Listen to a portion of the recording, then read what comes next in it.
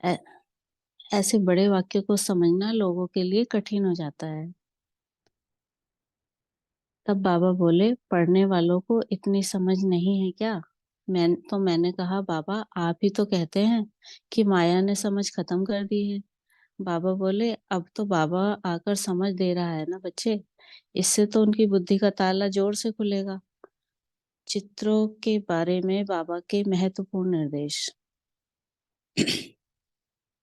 चित्र बनवाने के सिलसिले में भी बाबा से कई बार बात होती। तब श्री लक्ष्मी और श्री नारायण का चित्र बन रहा था।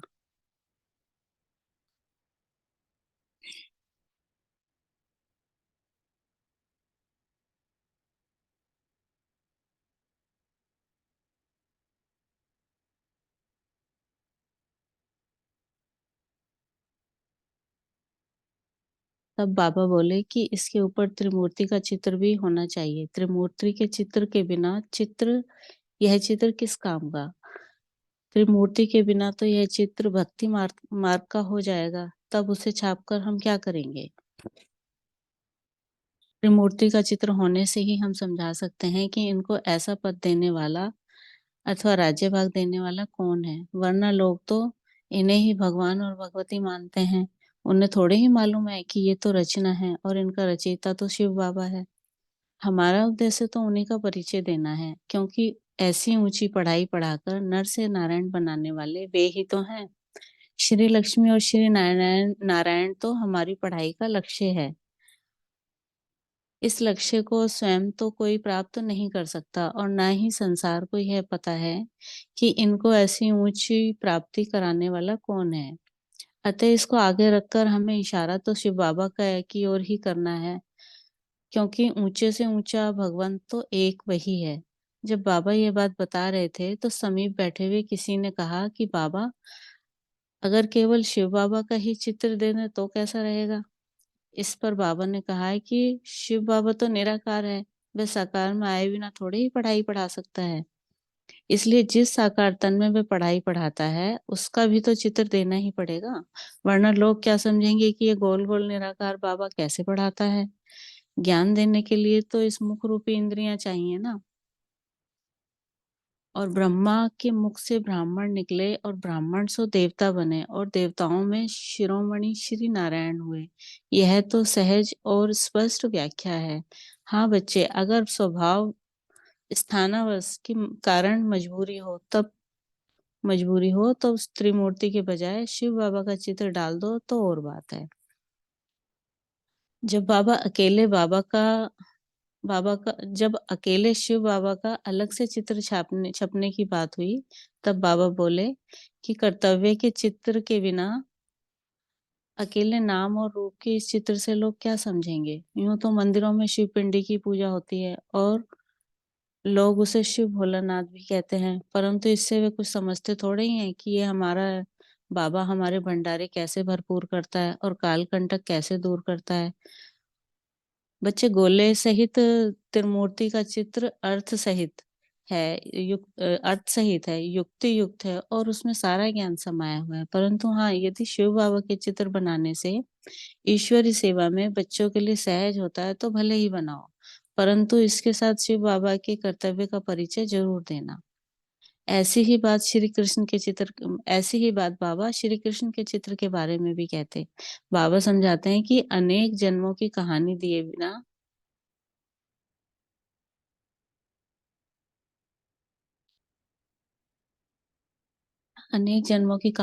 बिना वह भक्ति मार्ग का चित्र हो जाता है। परंतु यदि ऐसी ही छापना है तो फिर जबानी इसकी कहानी बतानी जरूर है। सभी को बताना है कि ये सतयुग के प्रथम राजकुमार थे और अब यह फिर निकट भविष्य में आने वाले हैं।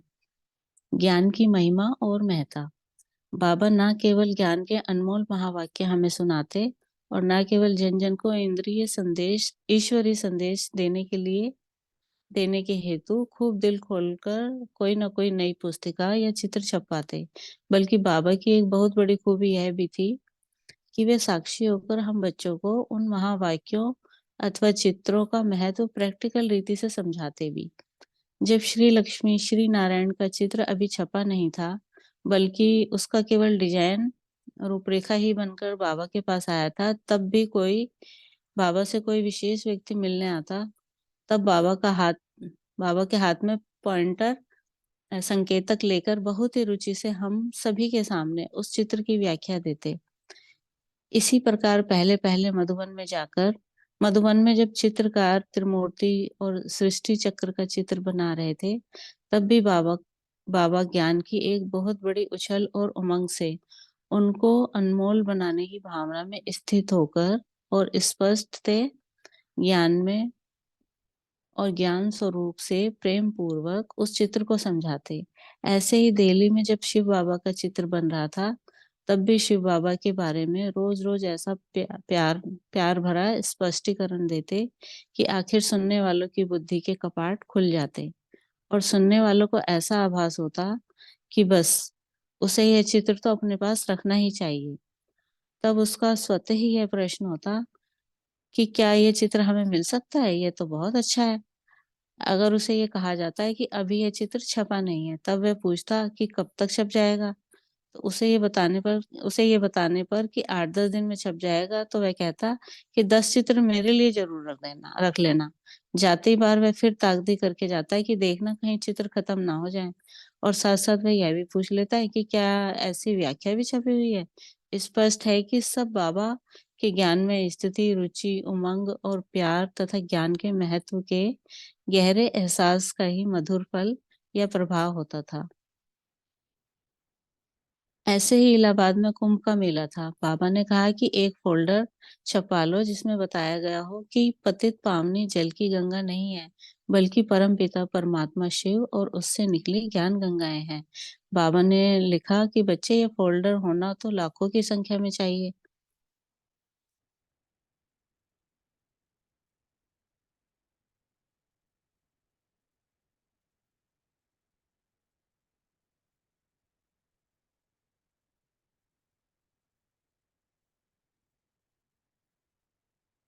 परंतु हाल-फिलहाल 50-60 हज़ार छपवा ही लो। 2 दिन के अंदर फ़ोल्डर छपकर तैयार हो गया और तुरंत ही कई जगह भेज दिया गया। इधर बाबा ने अनेक सेवा केंद्रों पर कागज़ी घोड़े दौड़ाए, जो यह संदेश लेकर पहुँचे कि इसमें खूब ईश्वरीय सेवा की जाए और उस द्वारा होने वाली सर्विस के बारे में बाबा ने ऐसी प्रेरणा भरी कि सभी सोचते कि हम भी निमित्त बनकर किसी न किसी कुंभकर्ण को जगाएँ। बाबा के शब्द ही ऐसे होते कि बूढ़े भी उसे सुनकर ईश्वरी सेवा के लिए जवान हो जाते और म्याऊं-म्याऊं म्याऊं-म्याऊं करने वाले मिचनू भी हाथ में शिव बाबा का झंडा मजबूती से थाम लेते। उन दिनों अभी-अभी टेप मशीन का प्रयोग होना शुरू हुआ था, तो बाबा साक्षी होकर हर एक को यह राय देते कि आपस में मिलकर एक टेप मशीन ले लो। टेप पर ही मुरली सुनने में बहुत मजा आएगा। बाबा की बातों से ही ऐसा लगता कि बाबा अपने मुख से निकली आवाज को अपनी आवाज नहीं समझते थे, बल्कि वे उन्हें शिव बाबा के ही महावाक्य मानते थे। इसलिए बाबा के सामने जो आता बाबा उससे पूछते, बच्ची आज बाबा की मुरली सुनी? जाओ पहले टेप सुनो, फिर बाबा से मिलना।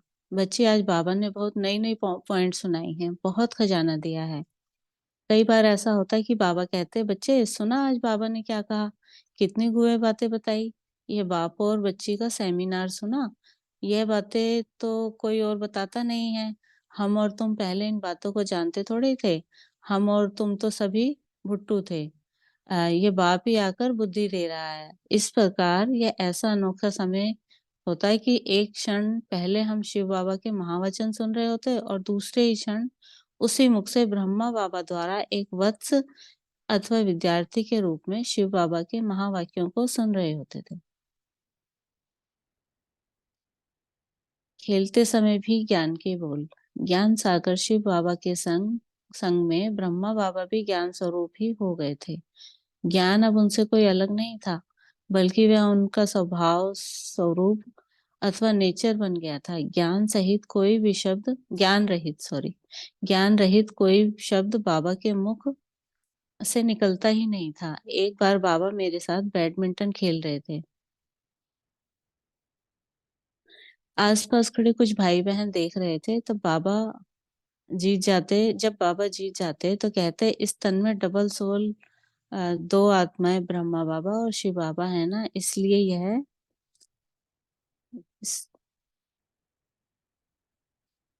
इसलिए यह जीत जाता है। शिव बाबा जिसके साथ है विजय तो उसकी होगी ही।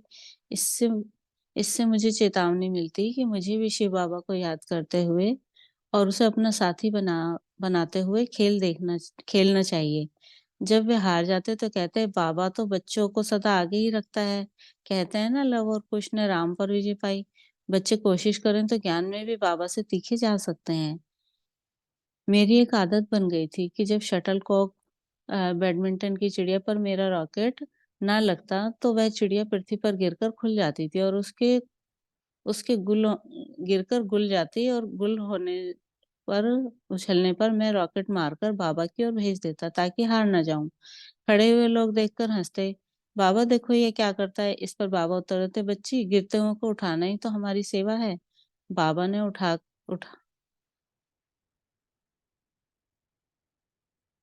बाबा ने उठा दिया तो बच्चे ने उठा दिया तो क्या बुरा किया। इन सभी बातों से ऐसा प्रतीत होता है कि जैसे कि कवि ने कहा है, घट में जल है और जल में घट है, बाहर भीतर पानी। ऐसे ही बाबा ज्ञान और प्रोत अथवा अभिन्न थे। धारणा स्वरूप जैसे मिश्री में मिठास स्वरूप होती है, बाबा भी वैसे ही ज्ञान स्वरूप तो थे ही, साथ साथ वे धारणा का भी स्वरूप थे। वे धारणा की जो भी बातें हमें समझाते थे, उनका अपना जीवन उनकी चेतन झांकी था। इसलिए यद्यपि कभी-कभी बाबा मॉडल बनवाने के लिए कहते भी तथा कई बार ये भी कहते बाबा कि बच्चे मॉडल क्या करोगे? स्वयं ही दर्शनीय मूर्त चैतन्य मॉडल बनो। कभी-कभी बाबा कभी-कभी ऐसी उग्र परिस्थिति होती, जनता का ऐसा कड़ा विरोध होता, उपद्रवी लोग ऐसा उपद्रव करते कि किसी न किसी के मन में ये प्रश्न उठ जाता कि अब क्या होगा? जिनके साथ ऐसी घटनाएँ बीतती, उनके चेहरे पर कभी ईश्वरीय आनंद की रेखाएँ फीकी भी पड़ जाती घटनाएँ बीतती, उनके चेहरे पर कभी ईश्वरीय आनंद की रेखाएँ फीकी भी पड़ जाती और सोच विचार के चिन्ह नेत्रों की आकृति से प्रदर्शित होते। परंतु वे जब बाबा को उसका लंबा चौड़ा वृत्तांत लिख भेजते ताकि स्थिति का पूरा चित्रण बाबा के सम्मुख हो जाए, तो बाबा लिखते, बच्चे नथिंग न्यू। यह कोई नई बात नहीं है, यह तो असंख्य बार पुनरावृत्त हो चुकी है। इस प्रकार परिस्थिति की उग्रता उन्हें चिंतित या व्यथित नहीं करती, बल्कि वे सदा फिक्र से फारिग रहते। सदा योगारूढ़, स्थितिप्रज्ञ और आत्मनिष्ठ। इतना व्यस्त रहने पर भी बाबा के मन की तार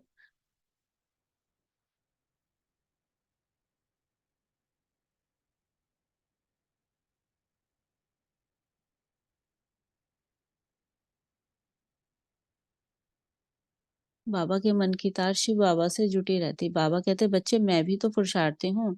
शिव बाबा हर समय थोड़े ही मेरे तन में रहते हैं। हर समय थोड़े ही शिव बैल पर सवारी करते होंगे। बच्चे बाबा भी तो अपना पुरुषार्थ करता है, वरना इसका पद ऊंच कैसे बनेगा।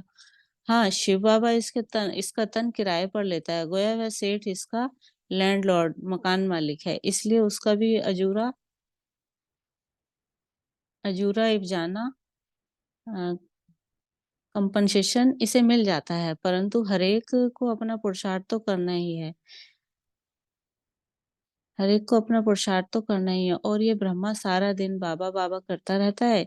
इसके लिए इसलिए इसके लिए थोड़ा सहज है और उस बाबा का हो जाने से ये फिक्र से फारिग है। तो बुद्धि कहीं और जाती नहीं है, बाबा ही में जाती है। आप बच्चों की बुद्धि कई लफड़ों में लटकी रहती है तो आपको कुछ मुश्किल हो सकता है, परंतु वास्तव में आप बच्चों को अधिक सहज होना चाहिए क्योंकि आप तो फिक्र से फारिग हैं।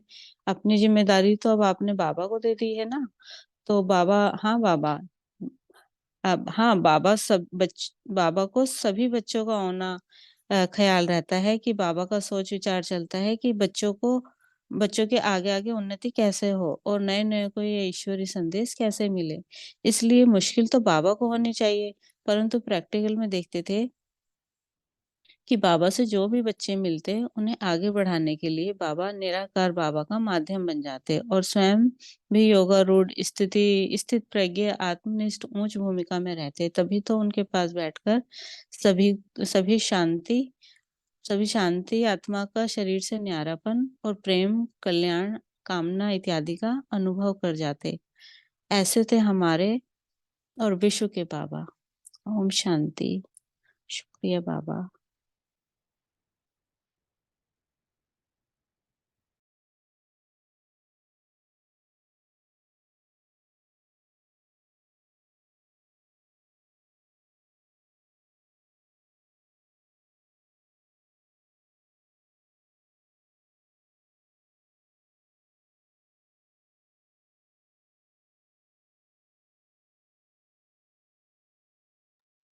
ओम शांति। जिनकी टर्न है आगे आए प्लीज। ओम शांति।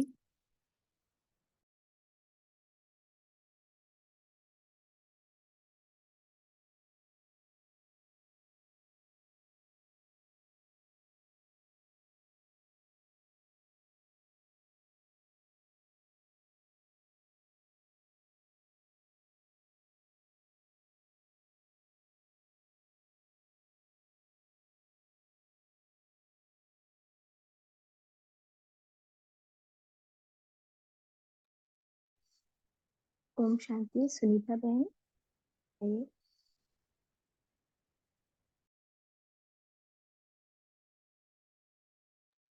ओम ओम शांति। शांति।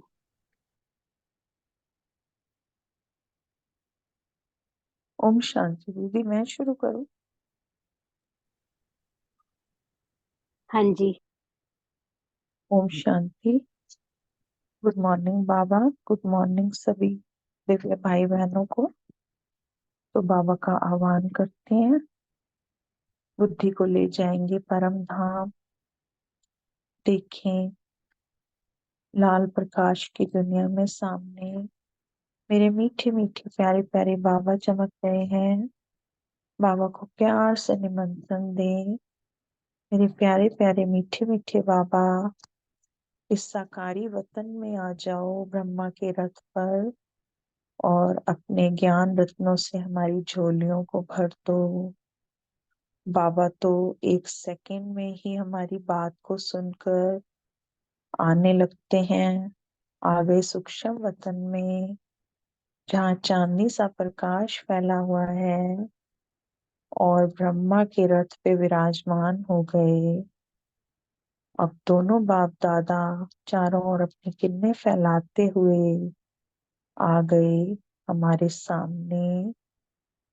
और जहाँ मैं आत्मा रहती हूँ उस घर में भी बाबा की किरणें फैल गई।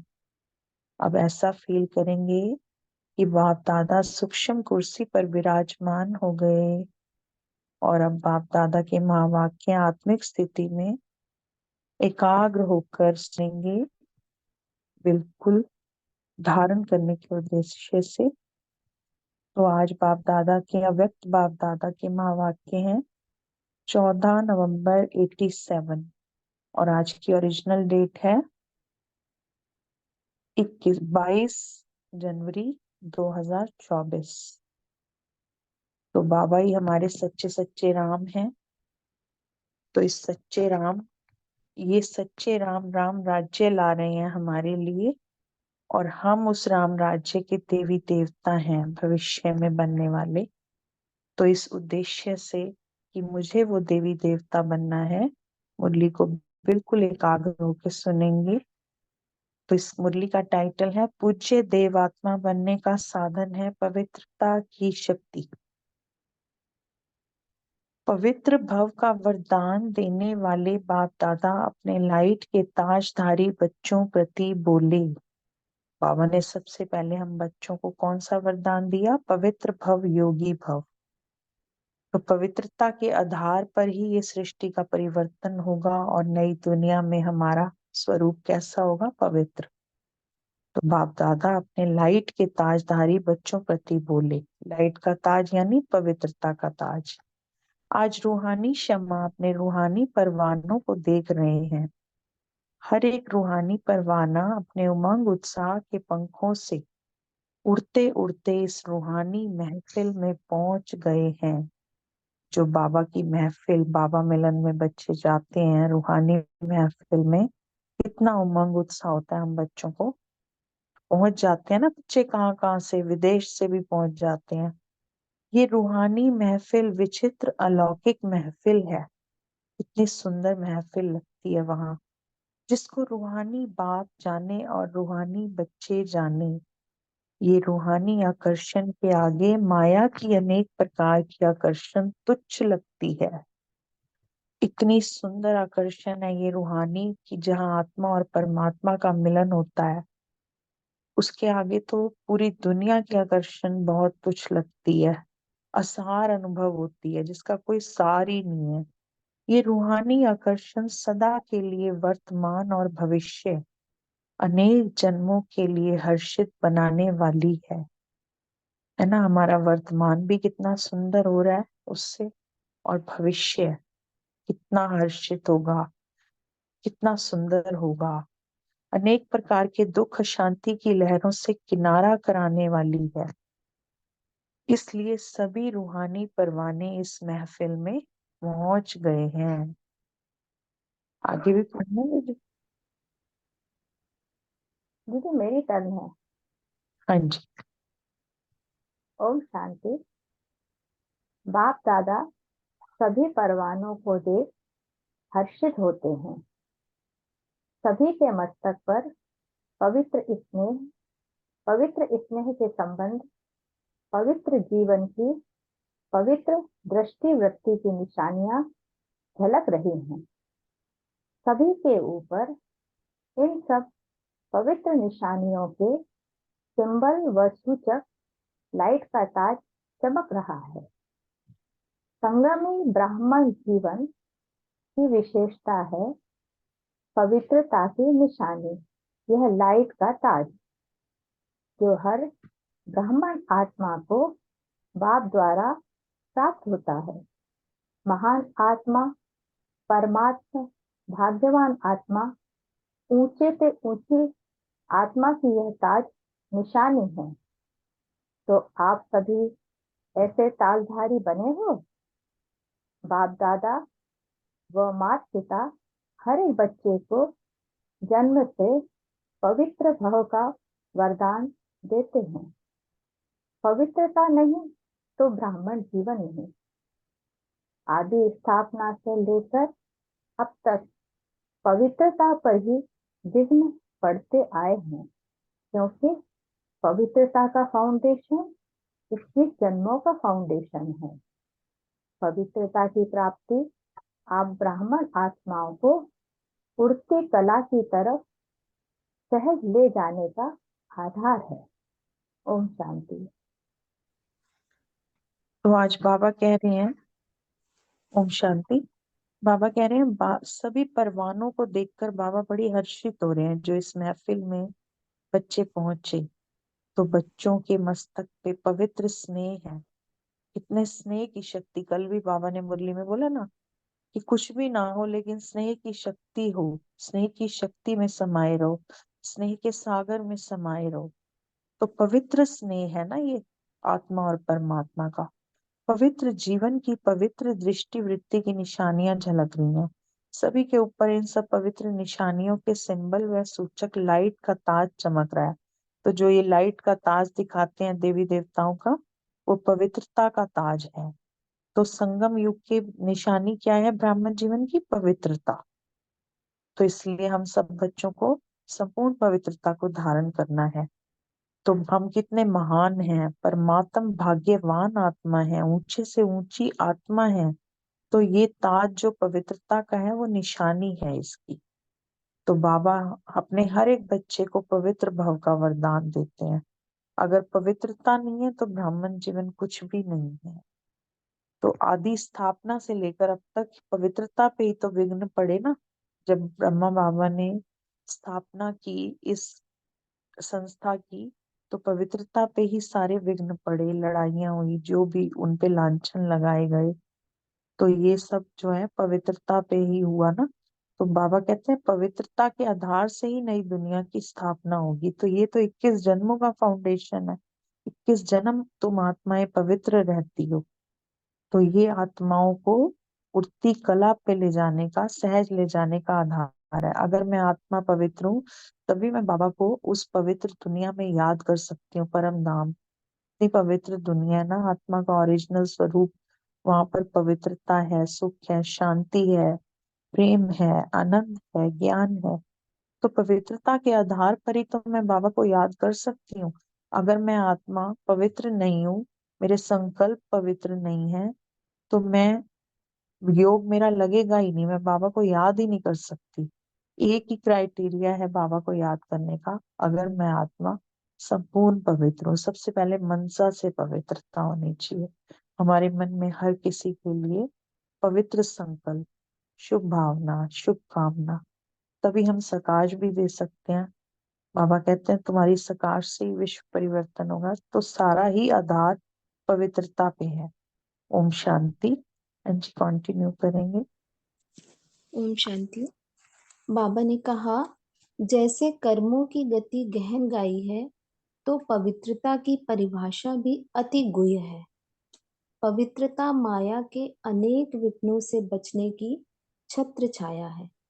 पवित्रता को ही सुख शांति की जननी कहा जाता है। किसी भी प्रकार की अपवित्रता दुख व अशांति का अनुभव कराती है। तो बाबा कह रहे हैं, सारे दिन में चेक करो, किसी भी समय दुख व अशांति की लहर अनुभव होती है? उसका बीज है अपवित्रता। चाहे मुख्य विकारों के कारण हो व विकारों के सूक्ष्म रूप के कारण हो। पवित्र जीवन अर्थात दुख अशांति का नाम निशान नहीं। किसी भी कारण से दुख का जरा भी अनुभव होता है तो संपूर्ण पवित्रता की कमी है। पवित्र जीवन अर्थात बाप दादा द्वारा प्राप्त हुई वरदानी जीवन है। ब्राह्मणों के संकल्प में व मुख में यह शब्द कभी नहीं होना चाहिए कि इस बात के कारण व इस व्यक्ति के व्यवहार के कारण मुझे दुख होता है। कभी साधारण रीति में ऐसे बोल भी देते या अनुभव भी करते हैं। यह पवित्र ब्राह्मण जीवन के बोल नहीं है। ब्राह्मण जीवन अर्थात हर सेकंड सुखमय जीवन, चाहे दुख का नजारा भी हो, लेकिन जहाँ पवित्रता की शक्ति है वह कभी दुख के नजारे में दुख का अनुभव नहीं करेंगे। लेकिन दुख हरता सुख करता बाप समान दुख के वायुमंडल में दुखमय व्यक्तियों को सुख शांति के वरदानी बन सुख शांति की अंजलि देंगे। मास्टर सुख करता बन दुख को रूहानी सुख के वायुमंडल में परिवर्तन करेंगे। इसी को ही कहा जाता है दुख हरता सुख करता। ओम शांति। ओम शांति। तो बाबा ने यही बोला कि मेन जो है ना, पवित्रता ही है ब्राह्मण जीवन का जो आधार है। जैसे कर्मों की गति बहुत गुह्य है ना, तो पवित्रता ही सुख शांति की जननी है। अगर कहीं भी हमारे जीवन में दुख अशांति हमें फील होती है तो उसका मेन रीजन है अपवित्रता। तो हमें चेक करना है कि हमारे संकल्पों में तो अपवित्रता नहीं है, या किसी के लिए हम गलत तो नहीं सोच रहे। हमारे खान पान में, हमारे जो बाबा ने हमें बताई है, हमारे नियम मर्यादाएं, उनमें उन पे हम पूरी तरह से चलते हैं, कुछ अपवित्रता तो नहीं है। तो ये सब जो है दुख और अशांति का अनुभव कराती है। तो चेक करना है इस चीज को। तो उसका बीज क्या है? अपवित्रता। तो अगर हम किसी को बोलते हैं ना कि इस व्यक्ति के कारण मुझे दुख हुआ, तो ये ब्राह्मण जीवन के बोल नहीं है, यानी कि वो पवित्र ब्राह्मण जीवन नहीं है। जैसे बाबा है, बाबा पवित्रता का सागर है, तो हम बच्चे क्या है? मास्टर पवित्रता का सागर। तो हम बच्चों के मुख से ये कभी शब्द नहीं निकलने चाहिए कि इस व्यक्ति के कारण ही मुझे दुख होता है। तो ये साधारण रीति में भी अगर हम ऐसे बोलते हैं तो वो गलत है। वो बोल हमें नहीं बोलने। बल्कि उसको भी सुख और शांति की अंजलि देनी है। वो तभी दे सकते हैं जब हम पवित्र होंगे पूरी तरीके से। दुख हरता सुख करता के बच्चे हैं हम, तो मास्टर दुख हरता सुख करता हुए ना, तो हमें भी रूहानी सुख के वायुमंडल से में परिवर्तन कर देना है। हमारी किरणें सुख की फैलती रहें, उसको भी जो है वो चीज फील हो और वो भी चेंज हो जाए आत्मा। तो इसी को कहते हैं दुख हरता सुख करता। ओम शांति। हाँ जी, आगे कंटिन्यू करेंगे।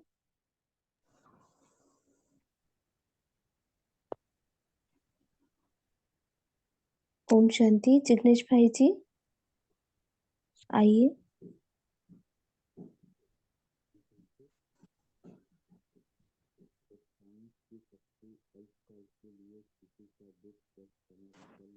ओम शांति। जिग्नेश भाई जी।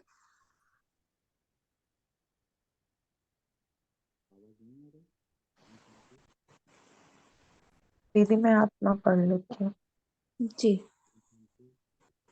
आगे बाबा कह रहे हैं, जब साइंस की शक्ति एक अल्पकाल के मिनट लिए। वेट कर लो ना, जिग्नेश भाई पढ़ रहे हैं, उनको आवाज दे दो ना, आवाज कम आ रही है तो वो पढ़ तो रहे हैं।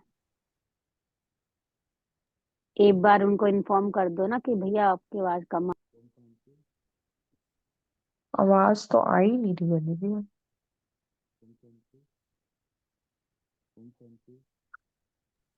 मुझे थोड़ी थोड़ी। भैया आप दोबारा ज्वाइन कर लो, अब आई है थोड़ी। ओम शांति। आपकी आवाज नहीं हाँ आ जी। रही है, आप माइक पास रखिए, माइक एकदम पास लाइए। अगर आपने वो कानों में लगा रखी है, ईयरफोन लगा रखा है, तो वो हटा दीजिए। ओके। ओम शांति। ओम शांति। आ रही है आवाज? ओम शांति। हाँ जी भैया आ रही है, आप कंटिन्यू करो। जब साइंस की शक्ति अल्पकाल के लिए दुख दर्द समाप्त कर लेती है, तो पवित्रता की शक्ति अर्थात साइलेंस की शक्ति दुख भैया दर्द फिर वॉइस स्लो हो गई है आपकी। आप एक बार ना रीज्वाइन कर लीजिए, छोड़ के दोबारा ज्वाइन।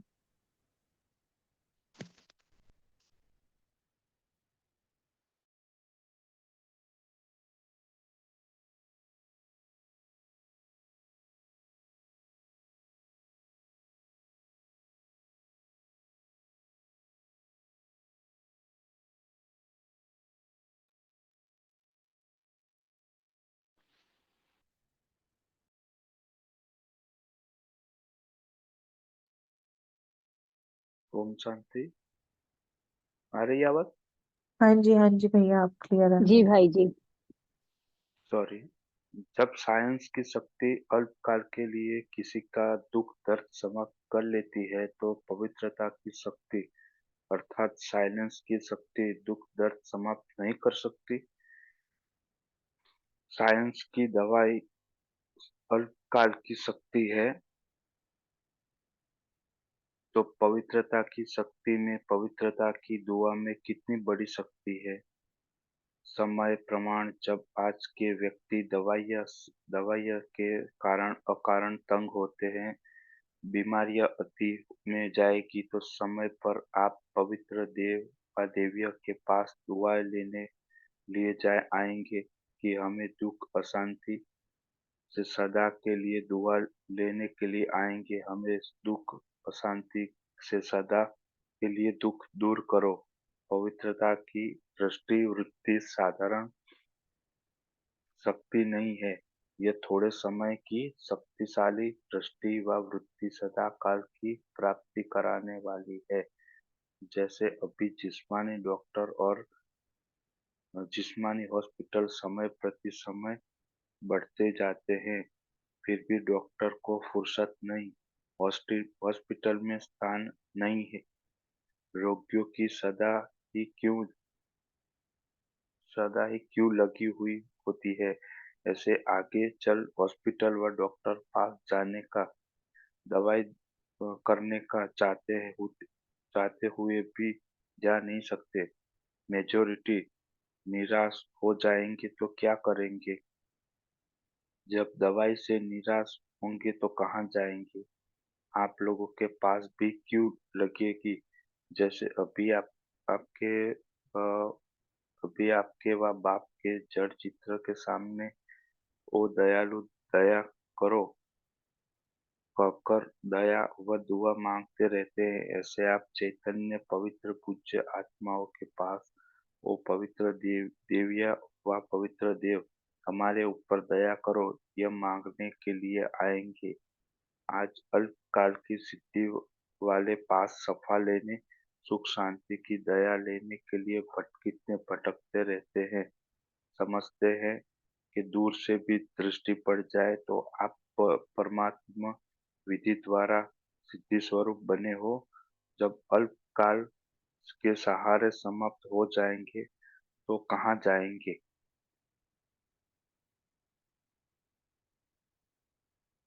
बस यहाँ तक ही था मेरा। ओम शांति। तो बाबा यही बोल रहे हैं कि साइंस की शक्ति से, क्योंकि दवाइयां खाने से जब हमारी बीमारियां ठीक होती हैं, दुख दर्द समाप्त होता है, तो क्या पवित्रता, साइलेंस की शक्ति की कितनी पावर है। क्योंकि साइंस भी जो है वो साइलेंस के आधार पे ही है।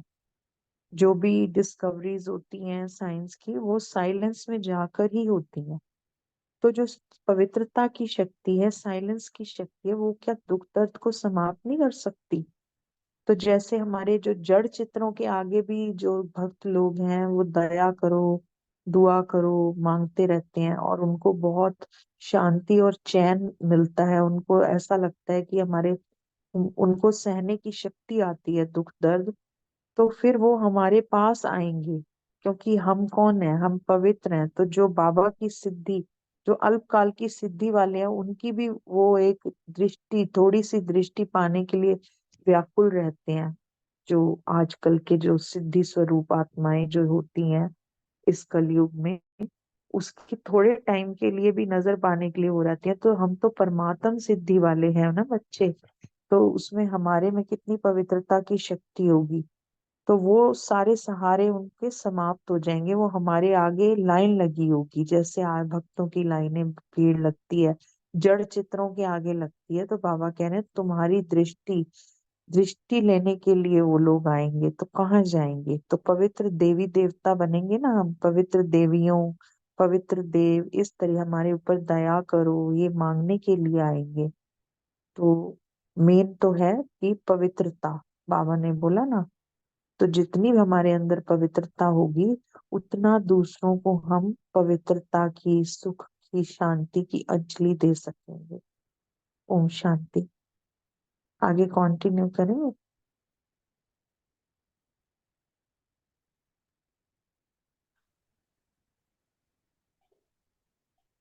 ओम ओम शांति। शांति। हाँ दीदी, हमारा ही है ना। मैं लक्की बहन बोल रही हूँ। हाँ जी लक्की बहन, आप करो, कंटिन्यू करो, आपको पता होगा ना। जी दीदी। ओम शांति। यह जो भी अल्पकाल की सिद्धि वाले हैं, अल्पकाल की कुछ न कुछ पवित्रता की विधियों से अल्पकाल की सिद्धि प्राप्त करते हैं। यह सदा नहीं चल सकती है। यह भी गोल्डन एज्ड आत्माओं को, अर्थात लास्ट में ऊपर से आई हुई आत्माओं को पवित्र मुक्तिधाम से आने के कारण और ड्रामा के नियम प्रमाण, शतो प्रधान स्टेज के प्रमाण, पवित्रता के फलस्वरूप अल्पकाल की सिद्धियां प्राप्त हो जाती है। लेकिन थोड़े समय में ही शतो, रजो, तमो तीनों स्टेज पास करने वाली आत्माएं हैं। इसीलिए सदाकाल की सिद्धि नहीं रहती। परमात्मा विधि से सिद्धि नहीं है। इसीलिए कहाँ न कहाँ स्वार्थ व अभिमान सिद्धि को समाप्त कर लेता है। लेकिन आप पवित्र आत्माएं सदा सिद्धि स्वरूप हैं, सदा की प्राप्ति करने वाली हैं। सिर्फ चमत्कार दिखाने वाली नहीं हो, लेकिन आप चमकती हुई ज्योति स्वरूप बनने वाले हो। अविनाशी भाग्य का चमकता हुआ सितारा बनाने वाले हो। इसीलिए यह सब सहारे अब थोड़ा समय के लिए है और आखिर में आप पवित्र आत्माओं के पास ही अंजलि लेने आएंगे। तो इतनी सुख शांति की जननी पवित्र आत्माएं बने हो, इतनी दुआ का स्टॉक जमा किया है, वह अपने लिए भी अभी तक दुआ मांगते रहते हो। ओम शांति। ओम शांति। बस बाबा यही बता रहे हैं कि अपने लिए पहले तुमने स्टॉक जमा किया है दुआओं का, और इतनी पवित्र आत्माएं बने हो, क्योंकि तुमसे ही सुख शांति की अंजलि लेने आएंगी ना जो भी भक्त आत्माएं हैं। क्योंकि जो अल्पकाल की सिद्धि वाली आत्माएं हैं, जो परम धाम से अभी अभी आई हैं, उनके पास तो अल्पकाल की सिद्धियां हैं, वो ज्यादा समय तक नहीं रहने वाली, वो तो थोड़े समय तक ही चलेंगी। आखिर तो वो तुम्हारे पास ही आएंगी। आखिर उन आत्माओं की भी तो सतो रजो तमो सारी स्टेजेस आनी है ना, तो इसलिए वो ज्यादा समय तक सिद्धियां नहीं रहेंगी। तो तुम सब अब आत्माओं के पास ही वो आत्माएं आएंगी। तो अपने अंदर तुमने इतना स्टॉक जमा किया है, तो ये चेक करो कि मैं कितनी पवित्र आत्मा बनी हूँ, कितना मेरा दुआओं का खाता जमा हुआ है, पुण्य का खाता जमा हुआ है। ओम शांति। ओम ओम शांति। आगे बाबा कहते हैं कि कई बच्चे अभी भी समय प्रति समय बाप से मांगते रहते हैं कि इस बात पर थोड़ी सी दुआ कर दो, आशीर्वाद दे दो। अब बाबा कहते हैं कि मांगेगा कौन? जिन्होंने सुख और शांति, बाबा ने बताया ना पीछे कि जो सुख और शांति की जननी पवित्रता है, बाबा ने कहा पवित्रता का उन्होंने, जिन बच्चों ने पवित्रता को अच्छे से अपने अंदर धारण ही नहीं किया होगा, उन्हें एक्चुअल में पवित्रता का पूरा अर्थ ही नहीं मालूम होगा, तो फिर वो बच्चे क्या करेंगे? बाबा के बनकर बाबा कहते फिर भी मांगते रहेंगे कि थोड़ी सी दुआ कर दो, थोड़ा सा आशीर्वाद दे दो। तो मांगने वाले दाता कैसे बनेंगे? अब बाबा कहते अगर आप ही मांगने वाले हो अभी तक, तो दाता कैसे बनोगे? दोगे कब? अभी तक आपने अपने अंदर ही इतनी पवित्रता को स्ट्रांग नहीं बनाया, तो आप दाता का मास्टर दाता बाबा ने हमें बना दिया, लेकिन हमारे अंदर भी तो इतना हमारे अंदर भी तो इतना वो होना है कि हम अपने आप को समझें कि हम हैं दाता। तो बाबा कहते हैं कि मांगने वाले हो या अभी तक दाता बने, इसलिए पवित्रता की शक्ति की महानता को जान। बाबा कहते हैं पवित्रता की शक्ति, पवित्रता में कितनी शक्ति है। तो पवित्रता तो बाबा ने कहा है ना कि ब्राह्मण जीवन का फाउंडेशन ही पवित्रता है। ये सनातन देवी देवता धर्म जो स्थापना होगा वो पवित्रता पर होगा। पूरा विश्व जो अब नई सृष्टि बनेगी पवित्रता पर के आधारित, महान की पवित्रता की महानता के ऊपर ही उसका, पवित्रता ही उसका आधार होगा। तो बाबा कहते हैं कि पवित्रता की शक्ति की महानता को जानो और पवित्र अर्थात पूज्य देव आत्मा अभी से बनो। और ये जो बाबा ने मूल्य चाहिए 87 की, और अब तो समय कहाँ पहुंच गया, तो हम अब आया तो हमें और भी बहुत इस तेजी से अपनी हर एक जो है अपनी अंदर हमारे जो कैपेसिटी हमारी पवित्रता की है उसको हमें बहुत बढ़ाना है, बहुत। तो बाबा कहते ऐसे नहीं कि अंत में बन जाएंगे। अभी तक आप ये सोचें कि हम अंत में बन जाएंगे, अब अंत और क्या है, अंत का समय आ चुका। यह बहुत समय की जमा की हुई शक्ति अंत में काम आएगी। तो इनसे हमें पवित्रता की शक्ति के ऊपर पूरा मंथन करना और हमें बहुत बढ़ाना है। तो समझा पवित्रता की गुह्य गति क्या है?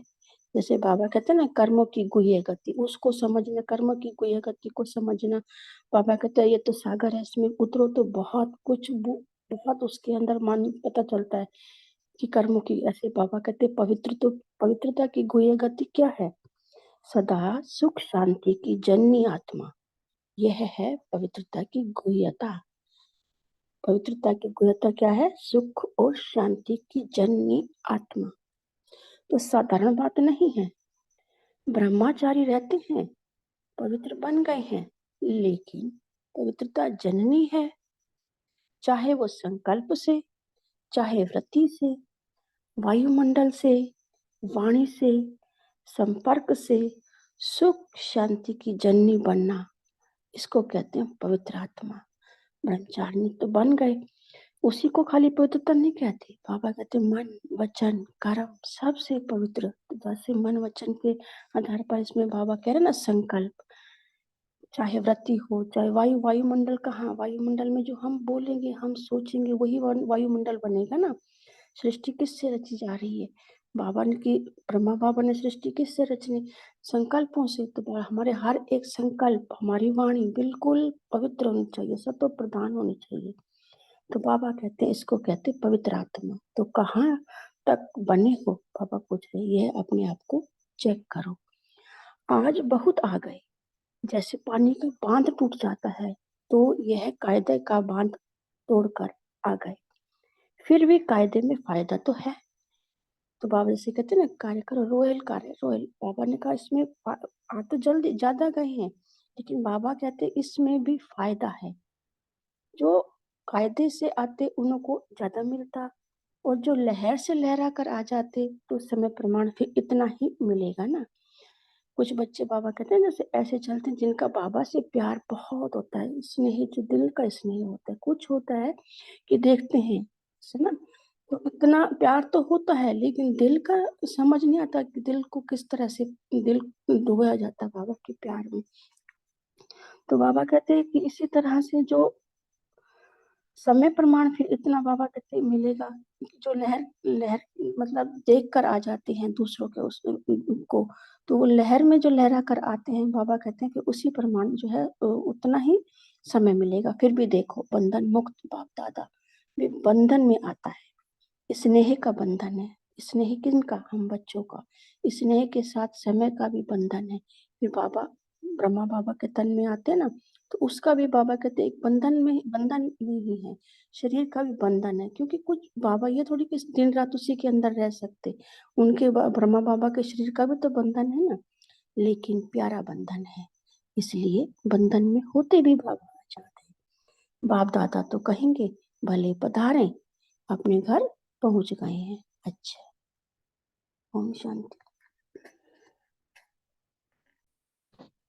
ओम शांति। हिंदू बहन आपने बहुत अच्छे से एक्सप्लेन कर दिया। तो मेन बाबा कहते हैं पवित्रता, यानी हमारे संकल्प, सबसे पहले संकल्प पवित्र होने चाहिए, क्योंकि कल भी बाबा ने वरदान दिया था ना, संकल्प रूपी बीज को सदा समर्थ बनाने वाले ज्ञानी तू आत्मा भव। तो संकल्प पवित्र है तो हमारी वृत्ति पवित्र हो गई, हमारे कर्म पवित्र हो गए। तो मेन है पवित्र आत्मा। मैं कहाँ तक बनी, तभी मैं सुख शांति की जननी बन सकती हूँ ना, दूसरों को सुख शांति दे सकती हूँ। तो बाबा पूछ रहे हैं कि ये साधारण बात नहीं है, पवित्रता की गुह्यता है ये, तो कितनी हमारे अंदर आई है। आज बहुत आ गए, जैसे पानी का बांध टूट गया, तो कायदे में फायदा है ना, नियम प्रमाण पहुंच गए, बाबा के प्यार में पहुंच गए। लेकिन जो लहरा लहरा के आते हैं, यानी घिसट घिसट के चलते रहते हैं लाइफ में, थोड़ा कर लिया थोड़ा नहीं किया, तो बाबा कह रहे हैं समय प्रमाण फिर उतना ही मिलेगा। फिर भी देखो बंधन मुक्त बाप दादा भी बंधन में आ जाता है, तो बाबा भी देखो हमारे स्नेह के बंधन में बंधा है ना, तो इस दुनिया में आ गया। उस अपनी दुनिया को छोड़ के इस कलयुगी तमो प्रधान दुनिया में आया, वो हम बच्चों के लिए आया ना। तो स्नेह का बंधन है, स्नेह के साथ समय का भी बंधन है। तो हर हर वक्त तो बाबा नहीं रहेगा ना, वो तो टाइम भी बीत गया, बाबा जब आया उसको भी कितना टाइम हो गया। तो लेकिन फिर भी बहुत प्यारा बंधन है, लेकिन अभी भी बाबा हमारी पालना कर रहे हैं। तो अब तो बिल्कुल ही अंत का अंत समय है, तो हमें भी तो फिर बिल्कुल पवित्र बनना है ना बाबा की तरह, क्योंकि हम उस पवित्रता के सागर के बच्चे हैं। तो बाप दादा कह रहे हैं भले पधारे, अपने घर पहुंच गए, यानी जो मधुबन में पहुंचे थे, तो बाबा ने उसको कहा, लेकिन इसलिए बंधन में होते हुए भी आजाद है, बाबा कह रहे हैं।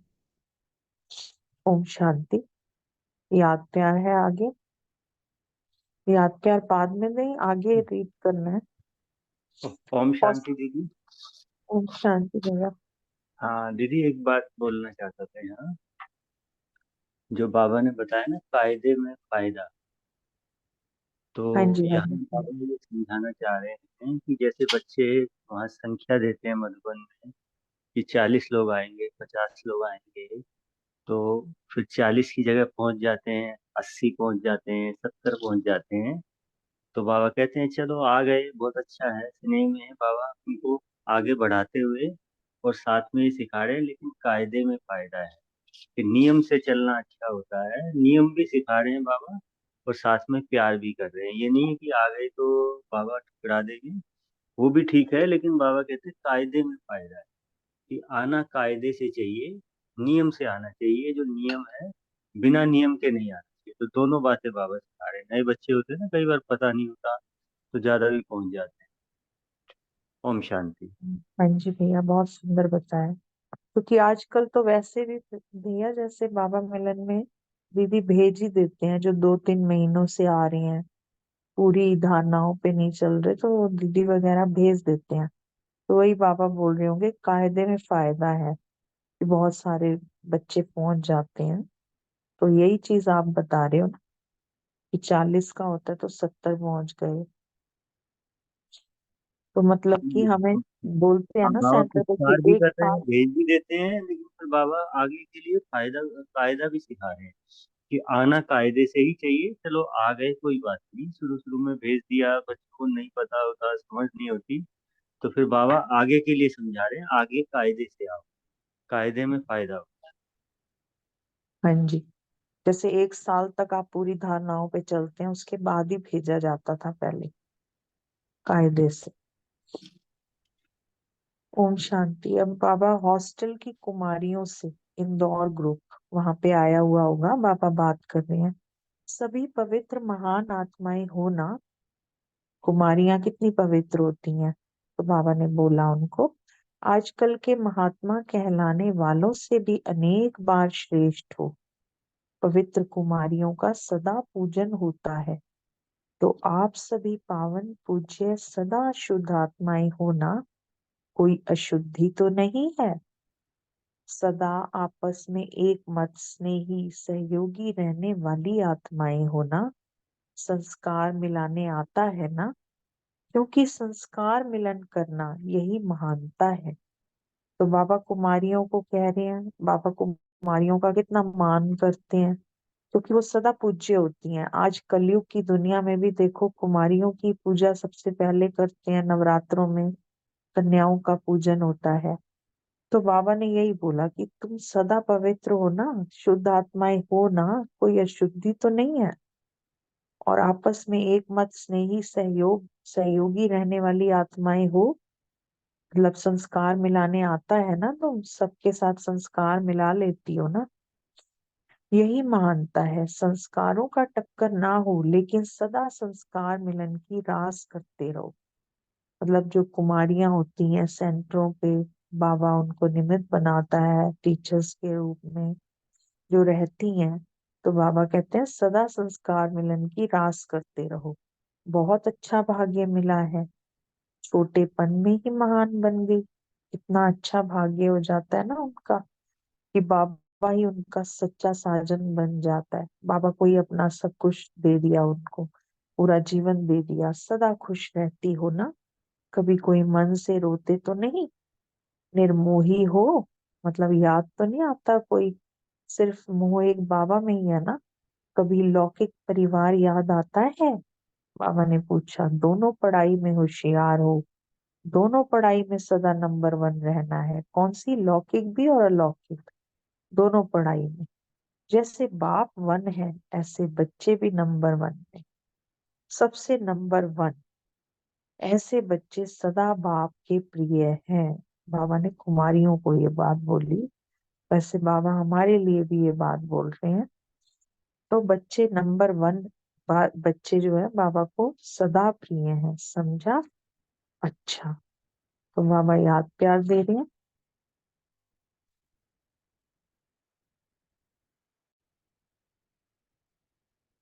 चारों ओर के सर्व परम पवित्र आत्माओं को। तो आज पवित्रता का बाबा ने सारा महत्व बताया। तो मैं कौन हूँ? मैं परम पवित्र आत्मा हूँ।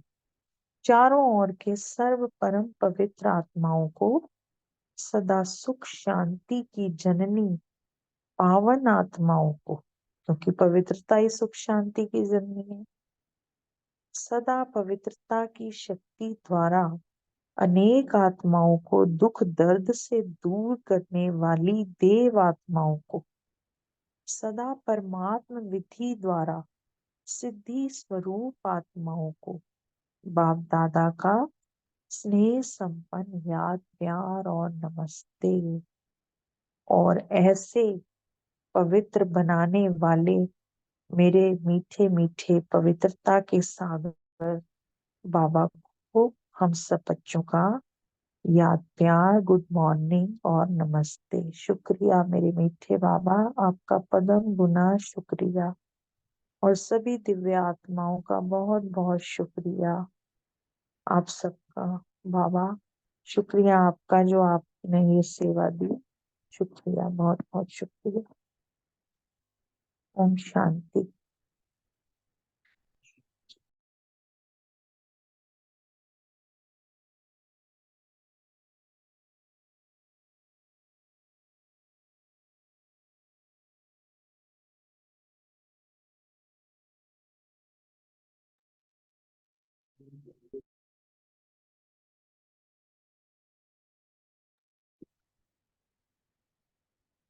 ओम शांति। भैया आप कुछ बताएंगे?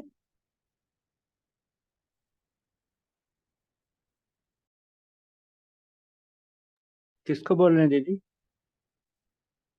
भैया आपको ही बोल रही हूँ मैं। अच्छा अच्छा। हाँ बता देते हैं मुरली के बारे में।